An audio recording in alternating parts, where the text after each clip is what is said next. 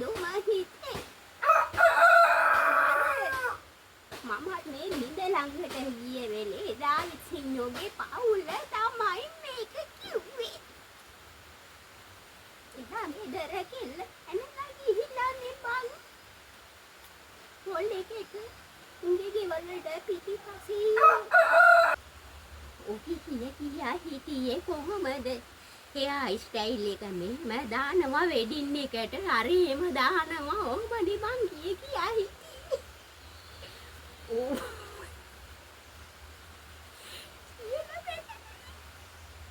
ඒක නම් තව කවන්නේ.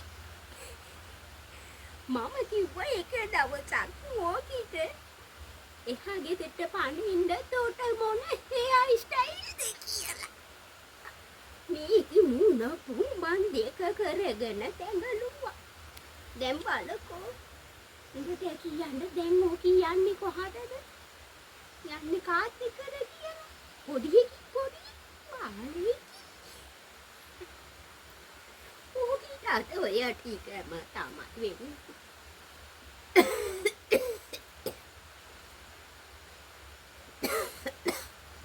නෑ බං එහෙමයි. හරි එකෙක් ගියා නම් මට හිතට අමාරු නෑ. අපිට ඇති නේද යෝවෙනවනේ බං. මේ පොල් කඩන ගහ ගානේ හොරකම් කරන්නේ උත් එකනේ බං හිටියේ. නෑ මොන පිස්සුද? ඕ හැදේ ගෑනු ගත්තා කියලා. ඔකුන් හැදුනොත් බලුවලිගේ දිගාරින්න බං.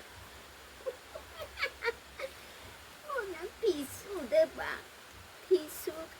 දැන් බලහන් තව එකක්. මහගෑණි උජාරුවට අවුරුදු ගන්නවා කියා දැඟලුවානේ. දැන් කොහොමද අවුරුදු දෝනියෙන්ද පෙන්නලා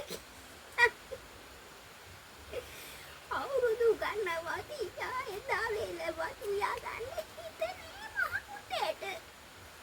ඔව් නේ